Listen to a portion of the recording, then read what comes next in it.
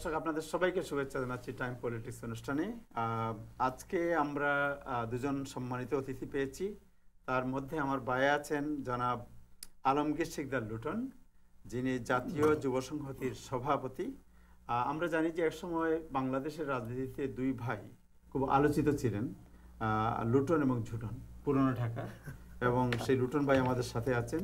উনি জাতীয় যুব সংহতির সভাপতি এবং জাতীয় পার্টির কেন্দ্রীয় কমিটির ভাইস চেয়ারম্যান এবং পুস্তক প্রকাশক সমিতির ভাইস প্রেসিডেন্ট আজ ওয়েল। ওনার আব্বাও এমপি ছিলেন, আওয়ামী লীগের এমপি। আমরা আপনাকে শুভেচ্ছা জানাচ্ছি। ধন্যবাদ।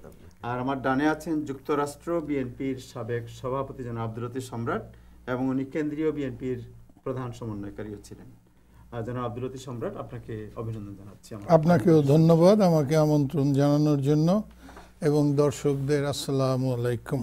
আমি আজকে যে বিষয়টি আলোচনা করব সেটা হচ্ছে বাংলাদেশের পলিটিক্সে যে বিষয়টা ভিশন 2030, যেটা বিএনপি কয়েকদিন আগে মানে প্রকাশ করলো, ভিশন 2030। সেখানে বিএনপি যে কথাগুলো বলেছে, যেমন ধরেন প্রধানমন্ত্রীর ক্ষমতা হ্রাস, তারপরে আপনার দ্বিকক্ষ বিশিষ্ট পার্লামেন্ট, এসব সবকিছু বিবেচনা মনে হচ্ছে বিএনপি একটু এই সরকারের অধীনে নির্বাচনে আসার একটা প্রক্রিয়ার মধ্যে, মানে একটা সমঝোতার একটা প্রক্রিয়া করছে। এই বিষয়ে আপনি কি মনে করেন? এটি স্বাভাবিক যে এখন দেশে যে স্থিতিশীলতা আছে, তাই সেখানে তো আর সে জ্বালাপুরার অবস্থাটা নেই। স্বাভাবিক নিয়মে দেশ এক শান্তিপ্রিয়ভাবে দেশটি চলছে। সেখানে বিএনপির নো ওয়ে আউট, নির্বাচনে আসতে হবে যদি ডেমোক্রেসিকে তারা সামনের দিকে এগিয়ে নিয়ে যায়। সেক্ষেত্রে আমরা বলবো যে বিএনপি আসবে, তার ভিশনও দিয়েছে। কিন্তু ভিশন একটা জায়গায় লেখা আছে যে 74-এর বিশেষ ক্ষমতা আইন সে বাতিল করবে। তো 1990 সনে তো 3 জোটের রূপরেখার উপরে ভিত্তি করে তো জাতীয় পার্টি ক্ষমতা হস্তান্তর করেছিল। বিচার বিভাগ পৃথকীকরণ, রেডিও টেলিভিশনে সাহিত্য শাসন দেওয়া, এবং 74-এর বিশেষ কালো কানুন আইন সকল কালো আইন বাতিল করার। তো 90-এর পর থেকে 91 থেকে 96 পর্যন্ত খালেদা জিয়া সরকার ছিল। তো 74-এর যে আইনটির কথা বললো যে এটা বাতিল করবে, তো এটা তো 3 জোটের রূপরেখার মধ্যেই ছিল, তো કોઈ বাতিল তো করেনি। তো আজকে যখন আমি তো এখন দেখলাম 74-এর বাতিলের কথা বলছে, তখন কিন্তু এটা আমার হাসি পেয়েছে যে এটা কি নির্বাচনের প্রতিশ্রুতি কিনা, পরবর্তীতে হবে কি হবে না। তো তারপর আমরা বলবো যে নির্বাচনের মাধ্যমে দেশ পরিচালনা করতে হবে। ওনারা আসুক, নির্বাচন করুক, জাতি কাকে ভোট দিবে যে এটা জাতির জনগণ নির্বাচিত করবে। সেক্ষেত্রে আমি মনে করি আমরা সবাই নির্বাচনে এসে দেশটাকে একটি স্বনির্ভর বাংলাদেশ, নতুন বাংলাদেশ গড়ে। আপনি কি আমাদের সৌভাগ্য যে আপনাকে পেয়েছি। আপনি জাতীয় পার্টির ভাইস চেয়ারম্যান এবং যুব সংহতির প্রেসিডেন্ট, এবং একসময় 1987 to 90 আপনি জগন্নাথ কলেজের ভিপি ছিলেন, এবং আপনার নাম সারা বাংলাদেশে তখন জাতীয়ভাবেই আপনাদের দু ভাইয়ের নাম সবাই জানত। ব্যাপারটা হলো জাতীয় পার্টির যে আপনার গঠন, তার এগিয়ে চলা, তার রাষ্ট্র ক্ষমতায় তার শাসন, এবং বর্তমানে তার যে অবস্থান, এই অবস্থানকে যদি আপনি দেখেন যে অনেক অসামঞ্জস্য আছে এর মধ্যে। আপনি বলতে পারেন যে এরশাদ সাহেব একসময় হাসিনার বিরুদ্ধে কথা বলছেন, আবার কম্প্রোমাইজ করে চলছেন, বলছেন নির্বাচনে যাব না, হসপিটালে গিয়ে বসে আছেন, আবার নির্বাচনে উনি পার্লামেন্টে যাচ্ছেন। একসময় বলছেন শেখ হাসিনা স্বৈরাচারী, আবার শেখ হাসিনাকে বলছেন আমার ছোট বোন। এই যে বিষয়গুলো, এটাকে আপনারা কিভাবে মানে জাস্টিফাই করবেন কিভাবে? রাজনীতিতে শেষ বলে কোনো শব্দ আছে নাকি? রাজনীতিতে কোনো শেষ বলে কোনো শব্দ আমি জানি না। এই মুহূর্তে আপনার সাথে আমার মিত্রতা থাকতে পারে, পর মুহূর্তেই আপনার সাথে আমার আদর্শগত কারণে, নীতিগত কারণে আপনার সাথে আমার বিরোধ হতে পারে। সেই ক্ষেত্রে হোসেন মোহাম্মদ এরশাদ আমাদের পার্টির চেয়ারম্যান, আমার নেতা, উনি যে সিদ্ধান্ত নিয়ে থাকে আমি মনে করি সেটি আমাদের কাছে সঠিক। তো এটা এই বিষয়ে জনাব আব্দুল লতিফ সম্রাট, আপনি কিছু বলুন যে এই যে নীতি, রাজনীতির যে নীতি নৈতিকতা, আর উনি যেটা বললেন এই বিষয়ে what do you think? বিসমিল্লাহির রহমানির রহিম। এই উত্তর আমেরিকা এবং সারা বাংলাদেশে যারা অত্যন্ত জনপ্রিয় এই টাইম টিভি টক শো অনুষ্ঠান দেখছেন, সবাইকে সালাম জানিয়ে আমি এই ব্যাপারে কিছু বলতে যাচ্ছি। সেটা হলো যে এখন ধরেন জাতীয় পার্টি এখন আজকের ইস্যু আসলে কি সেটা আমি খুব বুঝতে পারছি না, বাট উনি যেহেতু আসছেন জাতীয় পার্টির একজন ভাইস চেয়ারম্যান, যুব ছাত্র সমাজ অনেক কিছু করছে, কিন্তু জাতীয় পার্টি দেখেন জন্মলগ্ন থেকে একটা মিলিটারি কু করে একটা গণতান্ত্রিক সরকারকে হটায়া এরশাদ ক্ষমতায় আসায় প্রথম দিন থেকেই তার নাম হইল স্বৈরাচার। না না, তখন স্বৈরাচার ছিল না। আমি আপনারা তো বঙ্গবন্ধু হত্যার পর তো আপনারা তো মিলিটারি গভর্নমেন্ট। আমি ওনাকে একটা রুল বলে দেন, একজন যখন কথা বলে তখন ট্রাই টু স্টে কাম। আপনার বলার সময় তো আমি বলি নাই, আপনি আবার বলেন আপনার যখন টার্ন আসবে। তো সেখান থেকে একটা গণতান্ত্রিক সরকারকে সরাসরি বাংলাদেশের রাজনীতিতে সরাসরি একটা গণতান্ত্রিক সরকারকে সরাইয়া সামরিক শাসকের রাষ্ট্র ক্ষমতায় আসা প্রথম শুরু হয় এরশাদকে দিয়ে। আসার পরে দেখেন মজার ব্যাপার হলো যে সে প্রথম থেকেই বুঝছে যে শহীদ জিয়াউর রহমান যে রাজনীতি বাংলাদেশের মানুষকে দিয়ে গেছে তার বাইরে গেলে তার কোনো রাজনীতি থাকবে না। কারণ তার মনে তো আছে প্রথম সামরিক শাসক হয়েছি, পরে দল বানাবো, তারপরে এগুলো করব। এবং দল বানাইতে যে সে কিন্তু ওই যে জিয়াউর রহমান প্রথমে বলে গেছে বাংলাদেশি জাতীয়তাবাদ, সেও ওই জাতীয়তাবাদ। ওনাদের পার্টিতে এক সময় ছিল ডিগবাজি খেয়ে যায় আসে। আমাদের বর্তমানে স্ট্যান্ডিং কমিটির মওদুদ আহমেদ একটা ভালো কথা বলছেন, এই যখন এখানে আসছিল, বলছে যে বিএনপির কনস্টিটিউশনও আমি লেখার সময় ছিলাম, জাতীয় পার্টিটাও লেখার সময় আমি ছিলাম, এবং জাস্ট বিএনপির কনস্টিটিউশনটা ডাইন বাও নষ্ট করে মোট কথা আমাদের একটা কনস্টিটিউশন বানাইছি দল চালানোর জন্য। তারপরে রাষ্ট্র ক্ষমতায় আসার পরের থেকে আমি একটা জিনিস মনে করি যে একটা রাষ্ট্রনায়কের সব কিছুর পরে প্রথম গুণ থাকতে হবে যে তার চারিত্রিক মাধুর্য, চারিত্রিক দৃঢ়তা। উনি আছে, আমি সমগ্র দর্শক যারা শুনতেছে তাদের সাক্ষী রেখে বলি, বাংলাদেশের ইতিহাসে এরশাদের মতো এরকম একটা দুশ্চরিত্র রাষ্ট্রনায়ক কোনোদিন আসে নাই। প্রকাশ্যে এরকম ভাবে আপনি বলাটা ঠিক, অবশ্যই ঠিক আছে। আমি এখানে তার প্রমাণ সহ বলতেছি, সেই তার রাষ্ট্রত্ব থাকাকালীন সময়ে, রাষ্ট্রনায়ক থামার সময় বহু নারীগামী হিসেবে তার সম্পর্কে নানান কথা ছিল। এটা হলো একটা দিক। আমি একমাত্র ইকুইভ্যালেন্ট দেখি যে পাকিস্তানের সামরিক শাসকদের মধ্যে যেমন ইয়াহিয়া খানের একটা দুর্নাম ছিল, অ্যাপার্ট ফ্রম এনিথিং নারী হিসেবে সেই রকম একটা নাম তিনি ইতিমধ্যে করছেন। এখন সেইটা একটা দিক তার কাছে। শাসন আমলের থেকে দেখেন ওই শেষ পর্যন্ত ভাঙে চড়ে এখান থেকে কিছু লোক নিয়ে ওইখান থেকে কিছু লোক নিয়ে একটা দল চালাইছে, এবং বাংলাদেশের ইতিহাসে প্রথম স্বৈরশাসকের উপাধিটা উনি লাভ করছেন। এরপরে যখন রাষ্ট্র ক্ষমতা থেকে দুর্বার আন্দোলনের মুখে তার রাষ্ট্র ক্ষমতা থেকে চলে যেতে হইল, তারপরে দুর্নীতির দায়ে জেল খাটার থেকে শুরু করে মঞ্জুর হত্যা মামলার আসামির থেকে শুরু করে বাংলাদেশের বহু দুর্নীতি কলঙ্ক কেলেঙ্কারির সঙ্গে তার জড়িত।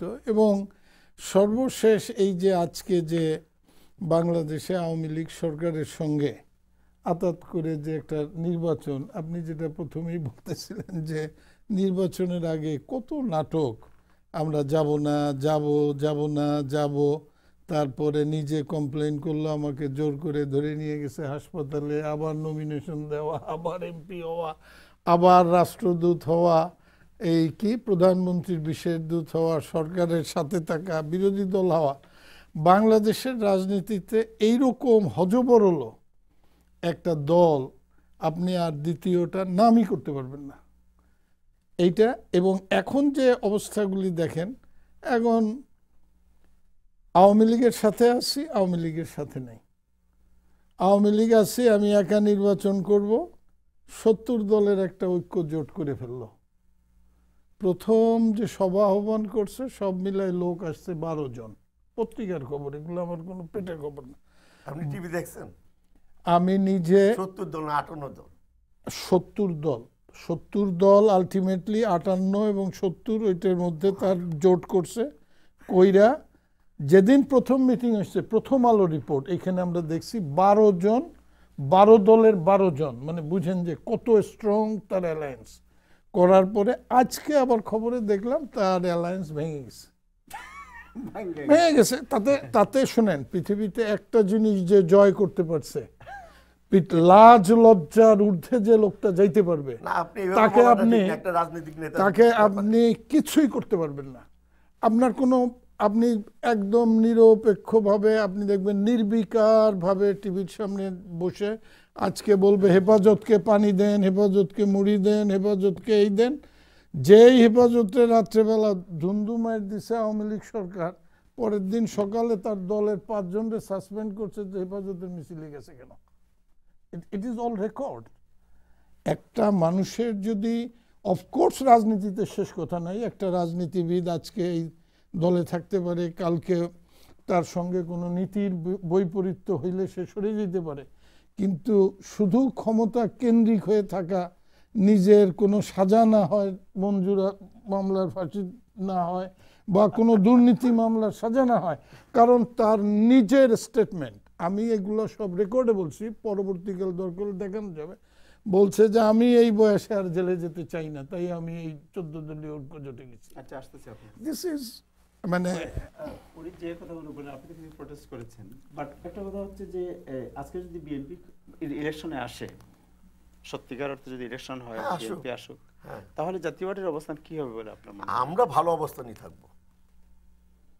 আমরা এই দেশের, বাংলাদেশের গভর্নমেন্ট করতে গেলে, সরকার আসতে গেলে জাতীয় পার্টিকে লাগবে। সেটা আওয়ামী লীগ বলেন, সেটা বিএনপির ক্ষেত্রেই বলেন। উনি যেভাবে বললো একেবারে জাতীয় পার্টি সম্বন্ধে, এখন তো বিচারপতি সাত্তারকে তো আর আনা যাবে না।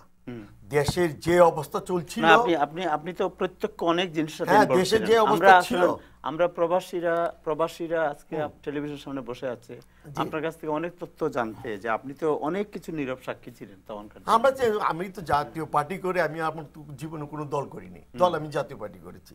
তো বিচারপতি সাত্তারের পিরিয়ডে কি ছিল? জিয়া রহমান মারা যাওয়ার পর জিয়া রহমান কি সাধারণ নাগরিক ছিল? উনি একজন মেজর ছিল, তো উনিও তো আর্মি ব্যারিকেড থেকে আসছে। স্বৈরাচার খালি এসে বললে হবে? একজন অ্যাডমিনিস্ট্রেটর, একজন মার্শাল গভর্নমেন্ট জিয়া রহমানও তৈরি করছে, করেনি? বিচারপতি সাত্তার জিয়া রহমান মারা যাওয়ার পর, আল্লাহ তাকে ব্যস্ত নসিব করুক, জিয়া রহমান মারা যাওয়ার পর বিচারপতি সাত্তার দেশের যেই সন্ত্রাস, যে অরাজকতা আরম্ভ করলো, বাধ্য হয়ে সেদিন হুসেন মোহাম্মদ এরশাদকে তিনি ক্ষমতা দিয়ে দেয়, উনি ক্ষমতা ছেড়ে দিয়ে। তাই সেই ক্ষেত্রে হুসেন মোহাম্মদ এরশাদ দেশকে রক্ষা করার ক্ষেত্রে সেদিন তিনি ক্ষমতা নেন। সেই ক্ষেত্রে বাধাটা কোথায়? উনি বলছে যে কনস্টিটিউশন আমাদের মওদুদ ভাই করেছে। মওদুদ ভাই তো এখন উনাদের দলে, এতই যদি খারাপ লোক হতো তাহলে মওদুদ ভাই উনাদের দলে রাখলো কেন? হুসেন মোহাম্মদ এরশাদের বিভিন্ন মামলার কথা বলছে না, সামনে খালেদা জিয়ার মামলা দেখবেন। আমাদের তো মামলা দিয়েছে, এরশাদ সাহেবের কথা আসছিল না, আমাদের নেতা যে বরই গাছের বিচি দেওয়া হয়েছে, যে বরই হবে, এই বিচি, এই বরই খাবে কে বলা হয়েছিল। আজকে খালেদা জিয়ার সেই চ্যারিটি মামলা থেকে আরম্ভ করে প্রত্যেকটি মামলা এখন বিচারাধীন। দেখেন না ইন ফিউচারে কি হয়। তো কি হবে আপনাদের মনে হয়? যে আপনারা তো সরকারের পার্ট, হ্যাঁ, জাতীয় পার্টিতে পার্ট অফ দি গভর্নমেন্ট। আমরা পার্ট বলতে আমরা ওয়েস্টমিনিস্টার গভর্নমেন্ট স্টাইলে চলছে আমাদের। আমরা বিরোধী দল, আমাদের 2-1 মন্ত্রী আছে। আমরা সময়ে সরকার যদি কোনো এমন অরাজনৈতিক কোনো কিছু করে বা দুর্নীতি করে, সেটার বিরুদ্ধে আমরা সবসময় প্রতিবাদ করে আসছি এবং আসবো। সরকার আজকে 2014 যে নির্বাচন, সেই নির্বাচনের গণতন্ত্রকে সমুন্নত রাখার জন্য সেদিন আমরা নির্বাচনে আসি, নাহলে আজকে দেশের অবস্থা কোথায় যেত? খালেদা জিয়া যেভাবে মানুষ মারলো, যেভাবে বম ই করলো, 3 মাস পর্যন্ত হরতাল দিয়ে রাখলেন, এখন আপনারা সব ভালো মানুষ হয়ে গেলেন নাকি? দেখেন না সামনে কার কার সাজা হয়। বলেন বলার পরে শেষ হইলে আমি বলি, আবার বলে সাজা হয় কার কার দেখেন বলে। এখন কথা হইলো উনি যেটা বলতে যে বেগম খালেদা জিয়ার সাজা হলে, আচ্ছা, প্রথম কথা হইল যে 2014 সালের নির্বাচনে নাকি গণতন্ত্র সমুন্নত রয়েছে। এই কথার পরে তো আর বিতর্ক কন্টিনিউ করার কোনো সুযোগ নাই। 153 জন সংসদ সদস্য হয়েছে বিনা ভোটে। তাতে কি বাকি নির্বাচনে যায়নি? অ্যাবসলিউটলি আপনার এইটা খুবই যুক্তিযুক্ত কথা যে 153 জন কেন, ইনশাল্লাহ আগামী নির্বাচনে 300 জনই বানায় ফেলি, কিন্তু গণতন্ত্র ঠিক থাকলো। সেন্টারে কুকুর ভোট দিক, মানুষ না থাকুক, 5% ভোট হোক, কিন্তু গণতন্ত্র সমুন্নত আছে। গণতন্ত্র মানে কি জানি না। এবং উনি যে বলছেন, আমার মনে হয় ওয়েস্টমিনিস্টারের যারা ডেমোক্রেসি সম্পর্কে সামান্য ধারণা আছে তারা হাত পা বিছায় কাঁদতে বসবে যে বাংলাদেশে ওয়েস্টমিনিস্টার টাইপের ডেমোক্রেসি আছে। ওয়েস্টমিনিস্টার ডেমোক্রেসির সঙ্গে বাংলাদেশের ডেমোক্রেসির ক্ষুদ্রাতি ক্ষুদ্র কোনো সম্পর্কও নাই, কোনো মিলও নাই।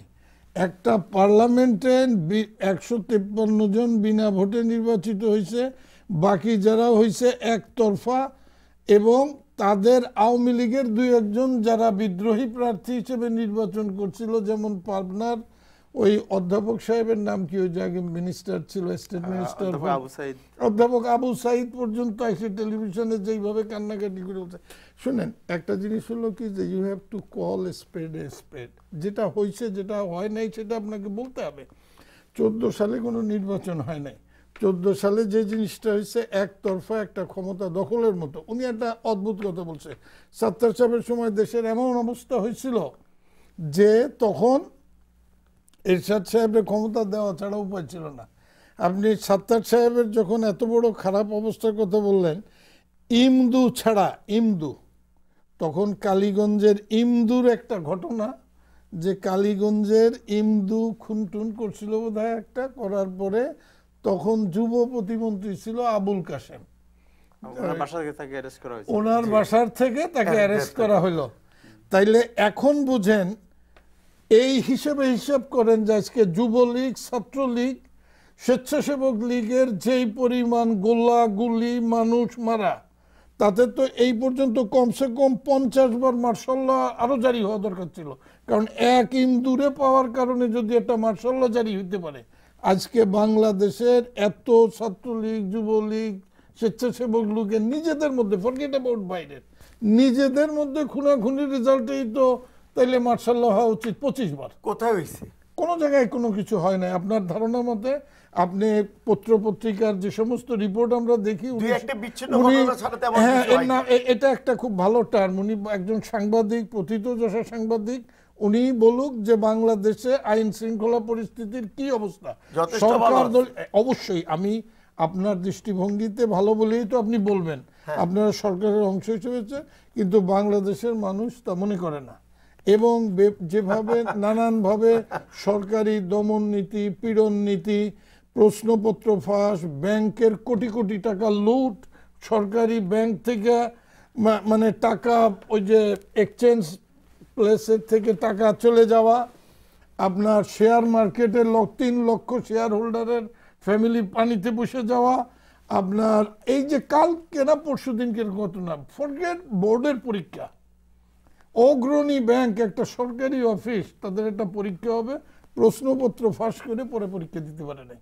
এখন আপনার অবশ্যই আপনি অনেকেই আছে, এটা আপনার শুধু না, এটা আমার ক্ষেত্রে হইলেও হয়তো হইতে পারতো, যে আমার ছেলে, যেমন এই যে আপন জুয়েলার্সের মালিক বলছে যে আমার ছেলে জুয়ান হয়েছে, একটু ফুর্তি ফার্তা করে, এটা অসুবিধে কি, আমিও করি, আমিও তো ইয়াং আছি।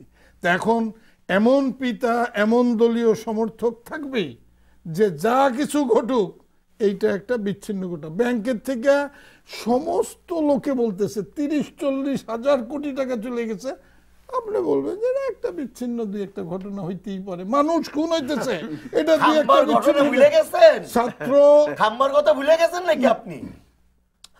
আমি মানুষের বাচ্চাদের বগুড়ার চ্যারিটির একটা মামলা, যেটা বাচ্চাদের ফান্ডের টাকা খেয়ে ফেললো, এটা কি ভুলে গেছেন নাকি? না, বলবো কেন, এই যে এত নিজেরা এত ভালোবাসেন না, এই যে বাচ্চাদের এতিমখানার টাকাটা মেরে দিছে, আজ পর্যন্ত কেসটা চলতেছে, আজকে নিয়ে 6.5 বছর, রায় হয় না কেন? টাইম মিলছে, রায় হয় না, সময় আসুক। ওই তো মানে অর্থাৎ কিনা আপনি যে উদ্দেশ্য প্রণোদিতভাবে একজনকে বেকায়দা রাখার জন্য একটা মামলা করছেন, আপনার মামলার মেরিট থাকলে সব মিলায়া একটা কেসে বাংলাদেশে হয় না। আপনি ডেট দেন কি এক একটা, আজকে 13ই মে এক ডেট, 16ই মে এরকম এরশাদের বেলাও দেওয়া 19 হয়েছে, একটা ডেট। আমার পার্টির চেয়ারম্যানের বেলাও কিন্তু একই মামলা দেওয়া হয়েছিল, ঠিক এমনই ভাবে ডেট পালানো হয়েছে। নির্বাচনের আগে মামলা বেল কেটে তাকে জেলে পর্যন্ত পাঠানো হয়েছে, একই ঘটনা। সব আজকে মিলায়া আপনি আমার জন্য করেছেন, কালকে আমি আপনার জন্য করব। এবং আজ পর্যন্ত তার এই কেসে যতগুলি মামলা করছে তার কোনোগুলার কোনো রায় তার বিরুদ্ধে যায় নাই। হ্যাঁ, সব আপনার- এবং আপনার আজ পর্যন্ত দেখেন যতগুলি কেস হয়েছে, একটা কেসে আজ পর্যন্ত খালেদা জিয়ার একদিন জেল হয়নি। আচ্ছা, তার মানে না, এখনো তো রায় হয়নি। রায় হবে কোত্থেকে? কারণ কেসের তো মেরিট নাই। মেরিট কি কেসের মেরিট থাকলে না রায় হবে। যদি এটি হয়, আপনাদের প্রিয় নেতা আমার পার্টির চেয়ারম্যান আমার নেতা হুসেন মোহাম্মদ এরশাদের বিরুদ্ধে যে মামলাগুলি দিয়েছেন, এখন মামলাগুলি সব খালাস হয়ে যাচ্ছে। এখন তো খালাস হবেই। ওরকমই। এখন আপনারটা কেন, বর্তমান প্রধানমন্ত্রীর যে 111 এর পরে মামলা হয়েছিল সেগুলো তো সব ওগুলো আপনাদেরকেও খালাস হয়ে গেছে। খালাস না, আমাদের কেউ খালাস হয় নাই। রাজনীতি মামলা রাজনীতিভাবে নিষ্পত্তি কোনো হয়। খালাস হয় নাই। আমাদের আপনাদের তো মাত্র শুরু। যার নামে যত মামলা হয়েছে প্রত্যেকটা মামলা বলবৎ আছে এবং নতুন নতুন মামলা দেওয়া হইতেছে। আমি সেটার জন্য কথা বলতেছি না। আপনার একটা জিনিস আমার ভালো লাগছে, সেটা হলো আপনি বলতেছেন আপনাদের সময় এইটা করতেছি, অ্যাটলিস্ট উনি স্বীকার করতেছে আপনি আমার মামলা দিয়েছেন, আমিও আপনারে মামলা দিলাম। আপনি আমার সময় এইটা করছেন, আমি আপনার এইটা করলাম। তার মানে উনি অ্যাটলিস্ট, আমি এখন পর্যন্ত যত লোক পাইছি তার মধ্যে ও এমনি তোই মানে যে এইটা ঠিক বলছে যে আমরাও করতেছি। না, আমরা করতেছি, এটা স্বাভাবিক নিয়ম। না, এটা স্বাভাবিক নিয়ম না। সরকার তার মামলা করবে না, তার দুর্নীতিগুলি তো আওয়ামী লীগ গভর্নমেন্টের পিরিয়ডে হবে।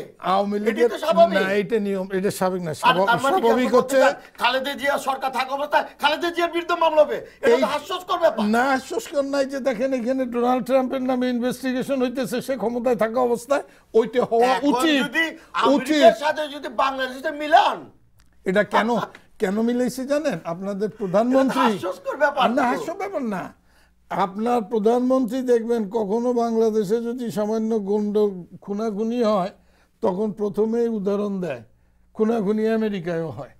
অর্থাৎ কি না, আপনার সময় যখন আমেরিকার উদাহরণটা সুবিধাজনক হয় তখন আপনি আমেরিকার উদাহরণ দেন। আমরা যখন আইনের শাসনের কথা আপনি যখন বললেন, আমি বলতেছি আদর্শগতভাবে তখনই বাংলাদেশে সুবিচার কায়েম হবে যখন আওয়ামী লীগের সময় আওয়ামী লীগের দুর্নীতির বিচার হবে, বিএনপির সময় বিএনপির দুর্নীতির বিচার হবে। না না না, আমি কেন হবে না? সে সময় ঘটনা ভুলে গেছেন, সেই সময় কিবরার ঘটনা কি ভুলে গেছেন? 9টা অস্ত্রের কথা কি ভুলে গেছেন নাকি? না না, এটার সাথে আপনারা অস্ত্র নিয়ে আসবেন সেই ব্যাপারে মামলা হইব না। না, 21 আগস্টের ঘটনা দুঃখজনক একটা ঘটনা, এটা রাজনীতি অঙ্গনে হতে পারে না, সেটা আমি যে দলই করি না কেন। এটার সঙ্গে কেউ কোনো দ্বিমত পোষণ করতেছে না। আমি ব্যক্তিগতভাবে মনে করি 21শে আগস্ট বাংলাদেশের জন্য একটা লজ্জাময় অধ্যায় এবং একটা অত্যন্ত কালো দিন। আপনার ডায়াবেটিস তো ফিক্সড হয় নাই, আপনি দিবেন কেন? ওই যে কি দুদু মিয়া একটা বানিয়েছিলেন, বানান নাই কি? দুদু মিয়া এটা 21 আগস্টের এটা সাক্ষী, পরে দেখা গেল দুদু মিয়া মামলার মধ্যে কিছুই জানে না। না, ওই যে রবিগঞ্জের যে কি একটা মানে আমার কথা হলো যে আমি আজকে কোন দুদু মিয়া নামে কেউ জানি না। যাই হোক, আমি বলতেছি যে যদি সেইটা, এখানে একটা কথা আমি কোয়ালিফাই করে আবারও বলতেছি, অন্যায় বিএনপি করলেও সেটা অন্যায় জাতীয় পার্টি করলেও অন্যায়। আমি শুধু বলতে চাচ্ছি বাংলাদেশের রাজনীতিতে আপনি এখান থেকে বের হয়ে একজন নিরপেক্ষ লোক হিসেবে যে কোনো জায়গায় যান, রাজনৈতিক দিগবাজির জন্য আপনার নেতা প্রসিদ্ধ, আপনার নেতা যেইভাবে হাসপাতালে গেছে এবং সেখান থেকে যে সমস্ত বক্তব্য দেওয়ার পরে আবার যায় সেই হাসিনার কাছে যায় শপথ নিয়া, মানে তখনকার প্রধানমন্ত্রীর সঙ্গে যায় শপথ নিয়া তার যেইভাবে কি তার বিশেষ দূত হয়েছে এবং বহু রকমের। আমি বলছি রাজনীতিতে মানুষের একটা ক্লাস থাকে, ক্লাসটা হলো যে আপনি একটা আদর্শের জন্য ফাইট করবেন, আপনি একটা আদর্শের জন্য কাজ করবেন, সেই আদর্শ চলার পথে যে আপনার সাথী হয়। ওনার সাথে একটু আলাপ করি। এনিওয়ে, আপনারা তো সরকারের পার্ট। এই সরকারের আমলে মানে দেশের উন্নয়ন, গণতন্ত্র,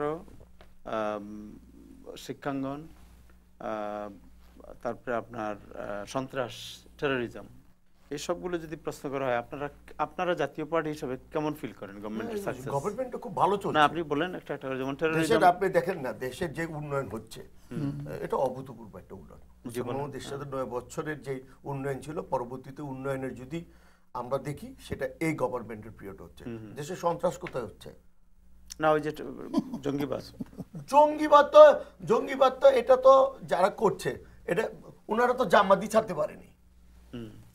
এত কিছু যারা আমার স্বাধীনতা সার্বভৌমত্বকে যারা স্বীকার করেনি, যে জামাতি ইসলামী বাংলাদেশ, সেই জামাতি ইসলামকে তো বিএনপি ছাড়তে পারেনি। উনাদের মুখে এত সুন্দর কথা মানায় না, কিন্তু উনারা যেভাবে জামাতি ইসলামকে সাপোর্ট দিয়ে রেখেছে এটা আমরা মানতে পারি না। আমরা মুক্তিযুদ্ধের সপক্ষে সৈনিক, আমরা মুক্তিযুদ্ধের সন্তান, আমরা স্বাধীনতা চেতনাকে বিশ্বাস করি, মুক্তিযোদ্ধা চেতনাকে বিশ্বাস করি। সেটাই আমি বলবো যে উনাদেরকে আমি আহ্বান করবো যে জামাতকে বাদ দিয়ে আসেন না। মুক্তিযোদ্ধার চেতনায় ওনার রাষ্ট্র, ওনার দলের নেতার ভূমিকা দেখেন। উনি তখন পাকিস্তান আমলে আর্মির থেকে ছুটি নিয়ে বাংলাদেশে আসছে। তখন মেজর হাফিজ সহ একদল আর্মি অফিসার তার বাসায় যে অনুরোধ করছে যে স্যার আপনি ডিজার্ট করেন, আপনি আমাদের সঙ্গে মুক্তিযুদ্ধে যোগ দেন। উনি সেই মুক্তিযুদ্ধে যোগ না দিয়া পাকিস্তানে যায় বাংলাদেশের স্বাধীনতার স্থপতি রূপকার বঙ্গবন্ধু শেখ মুজিবুর রহমানের মার্শাল কোর্টে বিচারকের জাজ হয়েছে যায় ওইখানে। মানে চেতনা কত প্রখর হয়ে না, এটা টোটালটা না না এটা খুব প্রখর। এটা আপনার বানানো কথা। কি বানানো কথা? উনি মার্শাল ল কোর্টের চেয়ারম্যান ছিল। উনি চেয়ারম্যান ছিল, কি ছিল? উনি কি রায় দিয়েছে? আরে আশ্চর্য কথা, ওনার রায় তো ওর ফাঁসি হওয়ার কথা। শেখ মুজিব বলছে যে আমার বঙ্গবন্ধু বলছে যে আমার কবর খোঁড়া শুরু হয়েছে, আমি এগুলো আপনি বলেন ওটাও মিথ্যে কথা। তার কবর খোঁড়া শুরু হয়েছে এবং একটা লোক যে বাংলাদেশে আসছে তখন বাংলাদেশের প্রত্যেকটা, এই যেমন শহীদ জিয়ার কথা বললেন, শফিউল্লাহর কথা বললেন, মীর শওকত আলীর কথা বললেন, বাংলাদেশের senior most army officer, maximum major টেজর এরকম, উনি ছিল লেফটেন্যান্ট কর্নেল বা এই ধরনের র্যাঙ্কে ছিল। তাকে অনুরোধ করার পরে সে যুদ্ধে জয়েন করলো না, মুক্তিযুদ্ধে। এবং তারপরে যায়া এইটা হইলো মানে চেতনার একটা প্রকাশ আর কি, ওনার দলের নেতার চেতনা। আপনি পরে কথা বলেন। সো আপনার যেটা যে ওকে একটা পেলাম যে আপনি বলছেন যে বিএনপি জামাত ছাড়তে পারেনি, ছাড়তে পারেই তো নাই, কি প্রেম। কিন্তু সন্ত্রাসবাদ বা জঙ্গিবাদের যে ব্যাপারটা আমরা আসছি, এইটা এবং জামাত, এবং এখন দেখা যায় যে হুজি কিয়া অনেকগুলো বাংলাদেশ সংগঠন দেখা যাচ্ছে, এগুলো কিভাবে আপনারা জাস্টিফাই করছেন? সব কিছুর মূল্য হলো জামাত। আপনি দেখবেন হুজি ধরবেন, দেখবেন তার বাবা জামাত করতেছে। সেই জঙ্গিবাদ ধরবেন, দেখবেন তার ছোট ভাই আগে বড় ভাই জামাত করতেছে। ওই একই সার্কেল, একই গাছের কতগুলি শিকড়। ওকে, সো জামাতকে নিষিদ্ধ গভর্নমেন্ট করছে না কেন? করবে, সময় আসলে অবশ্যই গভর্নমেন্ট। এইটা হলো সবচেয়ে গুরুত্বপূর্ণ। উনি এমনি বলতেছে, শুনেন, উনি বলছে একটা মজার কথা বলছে। ৭৪ সালে বিশেষ ক্ষমতা আইন বাতিল করার জন্য মানে হয়েছে, তারপরে 3 জোট মিলা এরশাদ সাহেবের কাছে যখন ক্ষমতা নেয়, তাকে যখন হস্তান্তর বাধ্য হয়ে করে, তখন সবাই বলছিল এই বিশেষ ক্ষমতা আইন বাতিল করা হবে। আওয়ামী লীগ ক্ষমতায় আসছে, 2 বার বাতিল করে নেই, সেটা আর উনি কিন্তু বলে নাই। বিএনপি 2 বার ক্ষমতায় আসছে, বাতিল করে নাই। তাতে ওনার মহা আপত্তি যে এইরকম একটা আইন, কালা কানুন আইন এই দেশে 2টে সরকার আসার পরে তারা আসে নাই। এখন যেভাবে ও ঠিক সবাই শিখতেছে যে এই আইন থাকলে বিপদ, ক্ষমতাতে গেলেই তো বান্ধে। জামাত কি মুক্তিযোদ্ধার চেতনার বিরোধী দল এখন হয়েছে, না 1971 সালে তারা মুক্তিযুদ্ধের চেতনা বিরোধী দল ছিল? তখন ছিল না, তারা মুক্তিযোদ্ধার চেতনা বিরোধী ছিল না? অবশ্যই। 72 সালে ক্ষমতায় আসলেন, 75 সাল গেল, 80 গেল, 90 গেল, আপনারা এবার এসে 2 বার ক্ষমতায় গেলেন। এবারের ক্ষমতা 7 বছর চলে। বিএনপির সঙ্গে জামাতের জোট আছে, খুবই ভালো কথা, সে একটা অন্যায় কাজ করতেছে, জনগণের কাছে যাবে, জনগণ ভোট দেওয়ার সময় বলবে যে এই দল মুক্তিযুদ্ধের চেতনা বিরোধী, এরা ভোট দিব না, শেষ। আপনি তো নিজে ক্ষমতায় বলতেছেন এইরকম মুক্তিযুদ্ধের চেতনা বিরোধী, তারপরে কত কি জঙ্গি সন্ত্রাসী, সব সন্ত্রাসের পিছে ব্যান করেন না কেন? বলে এটা একটা চমৎকার উত্তর, কি সময় আসলে করা হবে। তাই এখন এই সময়, কারণ বানু বন্দ্যোপাধ্যায়ের একটা ওই যে এই জোকস বলে নেই, যে একটা চোর আসছে বাসায়, তো যাওয়ার পরে ওই লোকজন উঠে গেছে, আসলে তো একটা লোক টের পাইছে চোর আসছে, তারা জিজ্ঞেস করছে যে এই তুমি চোর আসছে টের পাইছিলা? বলে হ্যাঁ পাইছি। বলে চোর যে জিনিসপত্র নিয়ে যায় দেখছো? বলে দেখছি। বলে তারপরে যে দরজা খুলে বেরোয় গেল? বলে সেটাও দেখছি। বলে তারপরে? বলে আমি দেখতেছি যে দেখি কি করে, তারপরে সময় আসলে ধরবো। হ্যাঁ, আর কি হইলে? আর কি হইলে? আপনি আমি তো দেখছি না, আপনি 74 যে 74 যে আইনের কথা বললেন সেটা আপনি আজকে প্রতিদিন 74 যে আইনের কথা বললেন, এটা 3 জোটের রূপরেখা। ওটা বিএনপি আওয়ামী লীগের ছিল, এটা বিএনপির ছিল। শেখ হাসিনা 96 গভর্নমেন্ট আসার পর বলছে এই আইন তো আমি দিয়েছি। মাননীয় প্রধানমন্ত্রী শেখ হাসিনা এটা বললো যে না, আইন এটা তো ভাঙবো, আমি ভাঙবো না। যারা ভাঙার কথা ছিল তারা তো ভাঙে নাই। এটা মাননীয় আওয়ামী লীগ গভর্নমেন্ট,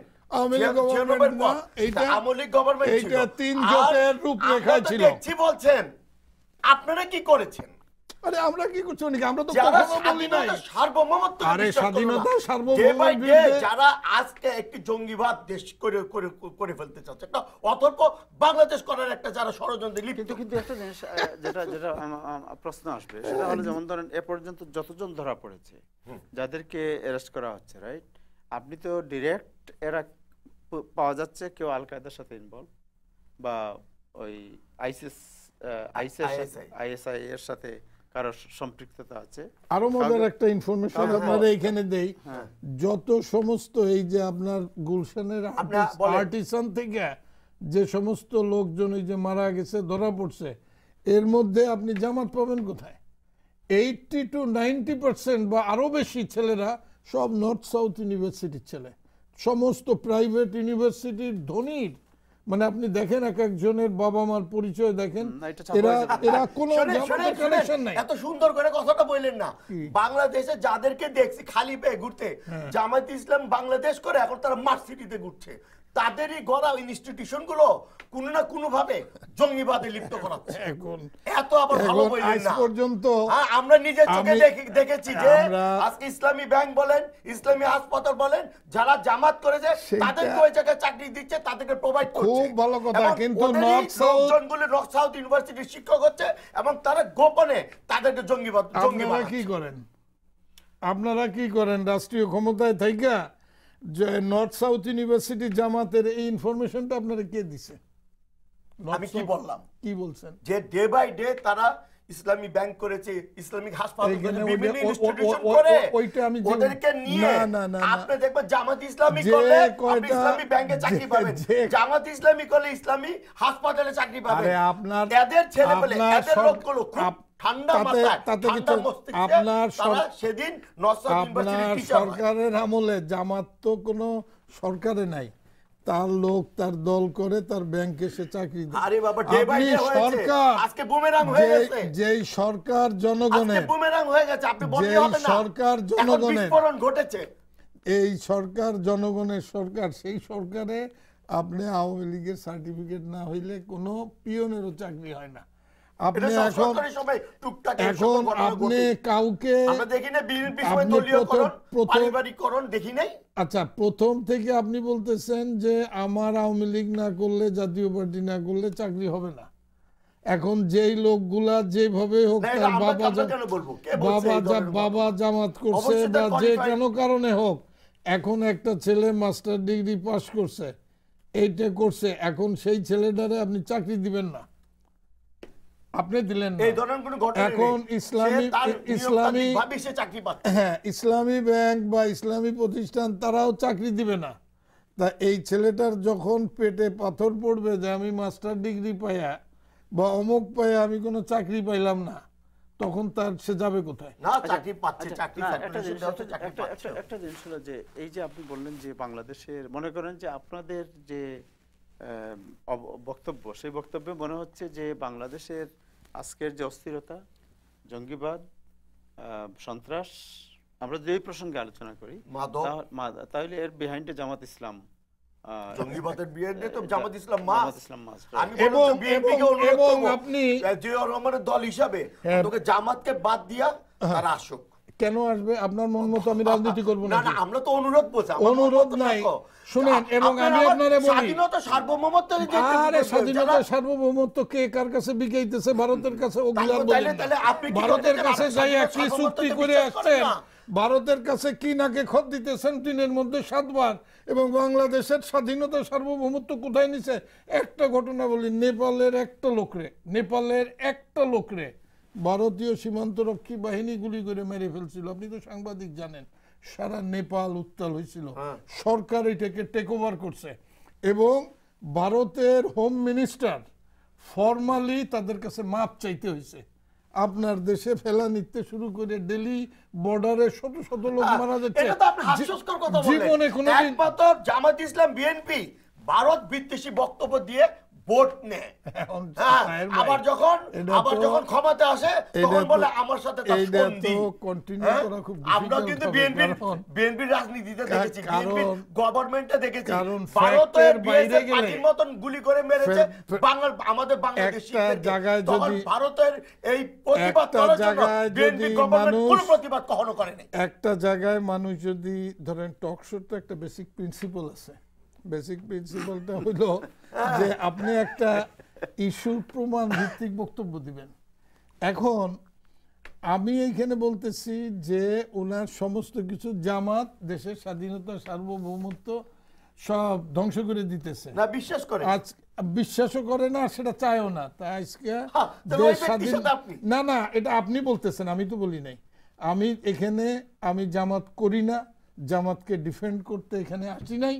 আমি শুধু এই কথাটা বলতেছি যে জামাত খারাপ, আপনাদের মতে ব্যবস্থা নেন, বন্ধ করে দেন দেশ। আমার কথা হলো যে আপনি এখানে বলবেন দেখেন উনি জামাত করে না, আমি বলতেছি উনি কেন বললো, তাহলে আমিও তো আওয়ামী লীগ করি না। আওয়ামী লীগের এত কথা তো উনি আমার বলা দরকার। আমার জাতীয় পার্টির কথা বলো, উনি আওয়ামী লীগের টাইটেল মানে আমি আওয়ামী লীগ করি। জাতীয় পার্টির সমস্যা হইছে কি, তাইলে এই উনি উনার মুখে কিন্তু ধরা খাচ্ছে। এইখানে কারণ আছে। কারণ হলো কি যে এখানে আপনার বেলায় কারণ আছে, আমার বেলায় কোনো কারণ নাই। আমি বলি সেটা কি কারণ, সেটা বলি। সেটা হলো যে আপনারা কথাটা ঠিক, আওয়ামী লীগ এবং জাতীয় পার্টির কম্বাইন্ড সরকারের নামে যে একটা জগা খিচুড়ি হয়ে আছে, না জগা খিচুড়ি না, সরকার বিরোধী সরকার, এবং ওই 14 সালের নির্বাচনের নাটক। একদিন আজকে সকালবেলা আমি আর নির্বাচনে যাচ্ছি না, সব এমপি সব নমিনেশন ফেরত আনো, আবার মানে কত, মানে আমি বলছি যে এখন ওনাদের আলোচনা করতে গেলে এক কথায় বলা যায় যে এটা আলোচনার অযোগ্য। এখন যেহেতু না, আমি বলছি যে যেহেতু আপনারা আওয়ামী লীগের সাথে আছেন, আমি আর একটা জিনিসে যাই, আমি ভয় দেওয়ার জন্য বলতেছি না, কিন্তু একটা কথা মনে রাখেন যে আমাদের ধর্মেও আছে, আপনি যার সাথে যাবেন আপনার হাসর হবে তার সাথে, অবশ্যই। এবং মনে রাখেন আমরা 96 আওয়ামী লীগে ছিলাম, 2008 আওয়ামী লীগের সাথে ছিলাম, 2014 আপনারা ইনশাআল্লাহ নাই, আপনারা ইনশাআল্লাহ হাসর কিন্তু শেখ হাসিনা আর আওয়ামী লীগের সাথে হবে। এই কথাটা খুব ভালোভাবে মনে রাখেন। আপনারা শুনেন, মানুষকে অনেক সময় প্রতারণা করা হয়। প্রতারণা কিভাবে হয় জানেন? হঠাৎ করে এরশাদ সাহেব ক্ষমতা আসছে, এসে বললো যে রাষ্ট্রধর্ম ইসলাম, রাষ্ট্রধর্ম ইসলাম করে এটা অ্যাচিভমেন্ট। কিন্তু আমি বহুত স্কলারের সাথে আলাপ করছি, রাষ্ট্রের তো কোনো ধর্ম থাকে। তাহলে নেপালে রাষ্ট্রধর্ম হিন্দু হইল কি? রাষ্ট্রধর্ম হিন্দু হয় না। নেপালে যে কোনো জায়গায় আপনার ধর্ম হইলো মানুষের জন্য। আপনি বলি আপনি নেপালের হিন্দু না, রাষ্ট্রধর্ম ইসলাম করলেন। ইসলাম দ্বারা যদি রাষ্ট্র পরিচালনা হইতে পারে, আমি তো জীবনে শুনি না আমাদের মদিনা মনোহরায় যে রাষ্ট্র রাসূল সাল্লাল্লাহু আলাইহি ওয়াসাল্লাম করছেন সেখানে কোন রাষ্ট্র। তাহের ভাই শুনেন, যদি এটাই উনি বলে রাষ্ট্রধর্ম ইসলাম করছে, এটা তো 90 দুইবার তো ওনারা ক্ষমতা আসছিল, ভাঙে দেখ আমরা ভাই ওনারা ভেঙে দেখ না, আপনি বিসমিল্লাহ উঠিয়ে দেখ, আপনি শুধু রাষ্ট্রধর্ম বিসমিল্লাহ এটাতে ওনারা সংবিধানে পরিবর্তন করো, বিসমিল্লাহ দেখি করো। সংবিধানে বিসমিল্লাহ আমরা ভুল করলাম, আপনারা করেন না।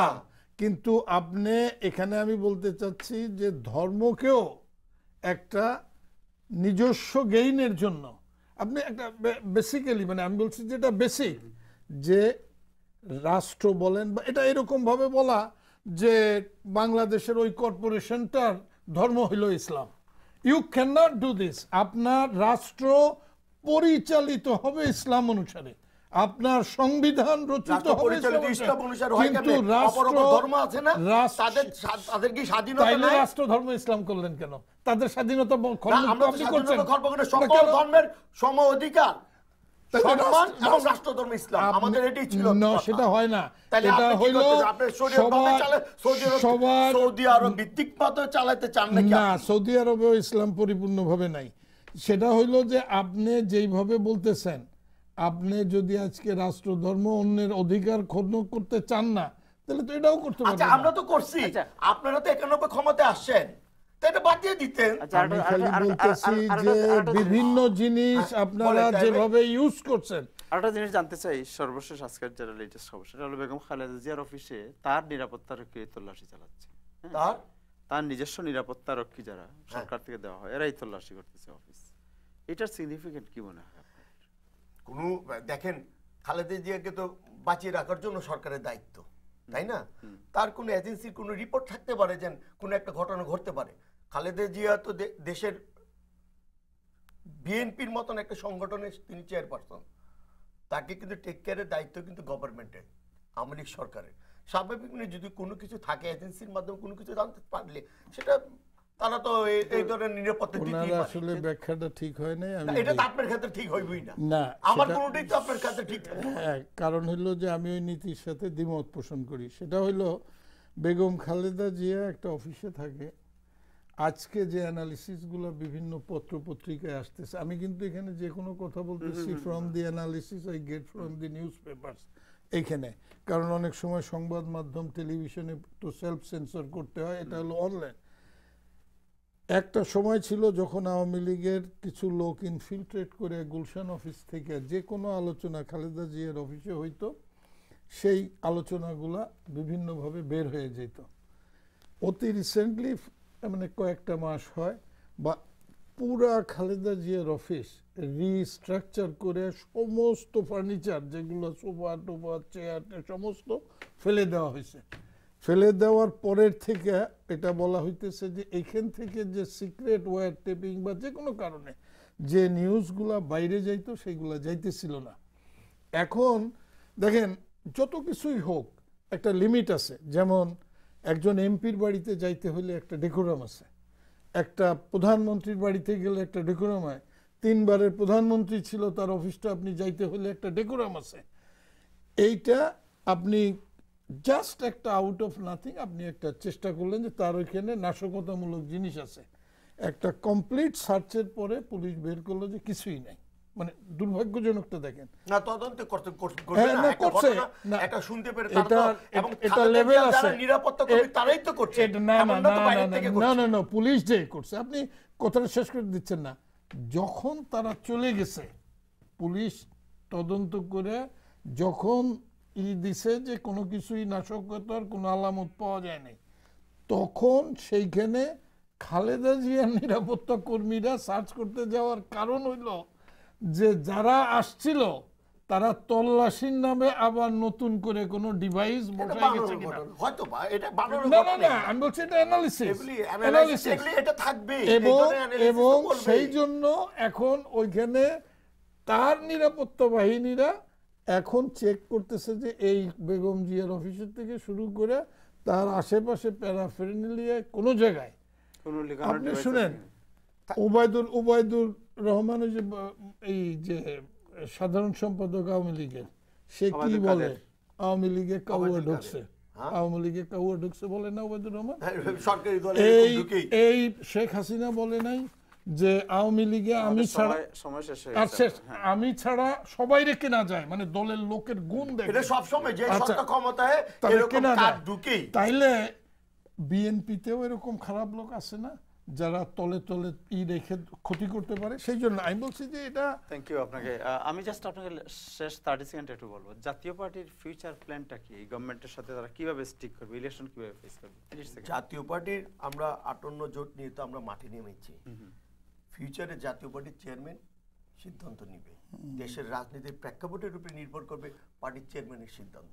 সেই সিদ্ধান্তের সাথে আমরা একমত পোষণ করব। আজকে পরিশেষে আমি এটুকু বলবো টাইমস টিভিকে, চ্যানেলকে, যে আবু তাহের ভাই আপনি আমাকে ডেকেছেন, জাতীয় পার্টি জাতীয় যুব সমিতির পক্ষ থেকে আমি আপনাকে ধন্যবাদ জানাই। আপনার উত্তরোত্তর মঙ্গল প্রত্যাশা কামনা করি। আমেরিকার যারা প্রবাসী আছে এবং বিদেশে যারা আছেন প্রবাসী, সবাইকে জাতীয় পার্টির পক্ষ থেকে আপনাদেরকে ধন্যবাদ জানাই। আসসালামু আলাইকুম। থ্যাংক ইউ জনাব আব্দুল লতিফ সম্রাট, আপনাকে অশেষ ধন্যবাদ। জনাব আলমগীর সিকদার লুটন, আপনাকে অশেষ ধন্যবাদ অবশ্যই আসার জন্য। দর্শক, আজকে এ পর্যন্তই। আগামীকাল আবার দেখা হবে অন্য অতিথিদের নিয়ে। ততক্ষণ সবাই ভালো থাকবেন এবং টাইম টেলিভিশনের সাথেই থাকবেন। ওকে, আল্লাহ। তাই